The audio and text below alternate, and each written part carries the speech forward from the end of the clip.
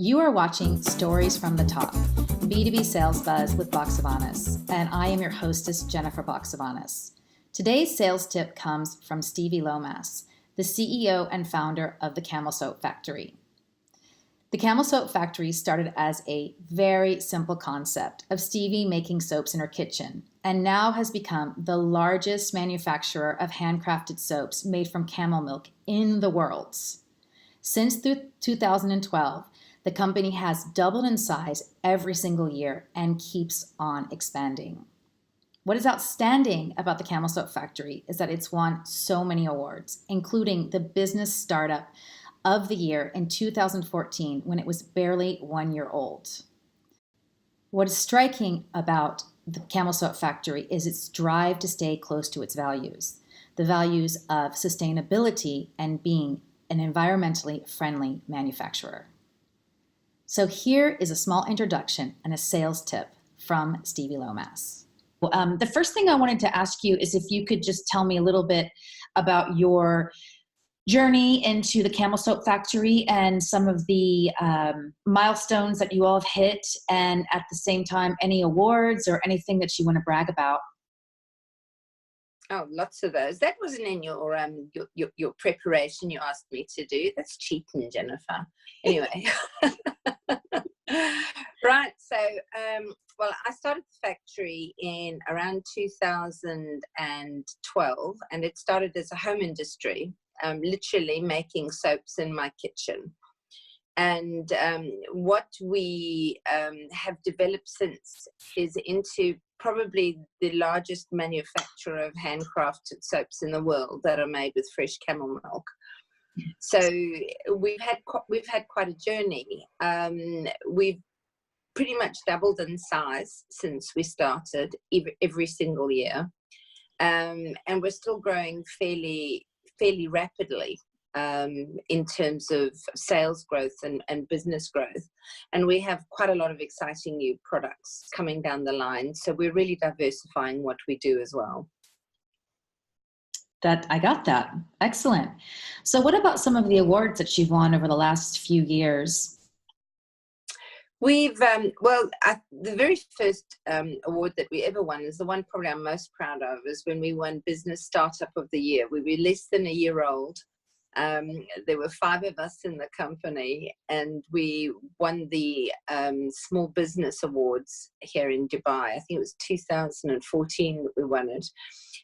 Small Business of the Year Award, Startup of the Year rather, which was fabulous. Subsequent to that, we've actually won a number of awards. We've won Manufacturer of the Year. We've won Micro Business of the Year.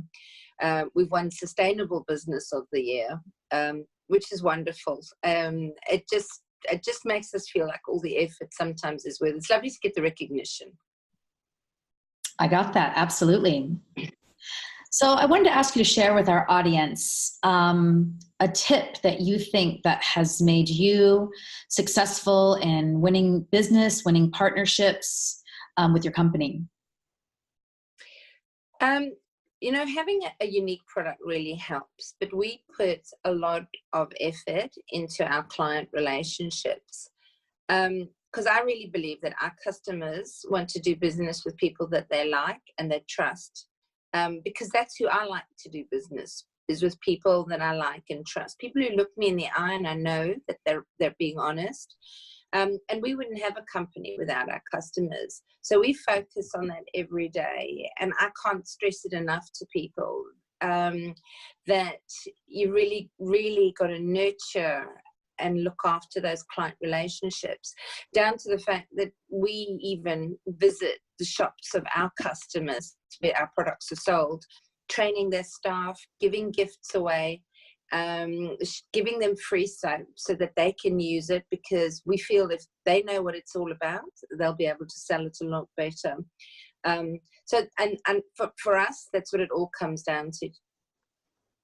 So do you have a story that you could share with us where that worked out really well for you, or nurturing a client or not nurturing a client didn't work out for you, that you could share with our audience they could relate? Yeah, I mean, we did have, and the client shall remain nameless, a really bad situation last year. And it was a client not in this country. And really, I think the big problem was just treating them as a distributor and not actually really holding them close to us like we usually do. And it ended in disaster. They were unhappy, we were unhappy, and it just left a very sour taste.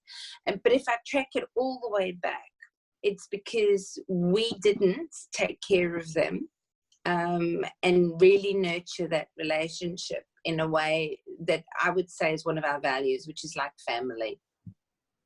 It's an excellent story. Sometimes when we have some experiences that are not so comfortable or turn out to have negative outcomes, that's some of the biggest learning lessons on the next steps that we have to take. Yeah, they are. And it really made us look very closely at ourselves and how we sell, how we appoint distributors, how we work with them. And we realized that two things have to happen: is we have to find distributors whose values reflect our own. Because if they don't, there's a disconnect. And when there's that disconnect, the communication stops. And as soon as that stops, you start to have problems. Absolutely. Thank you so much, Stevi. I really appreciate that. If the sales tip that we discussed today resonates with any of your thoughts about sales, please share your comments below.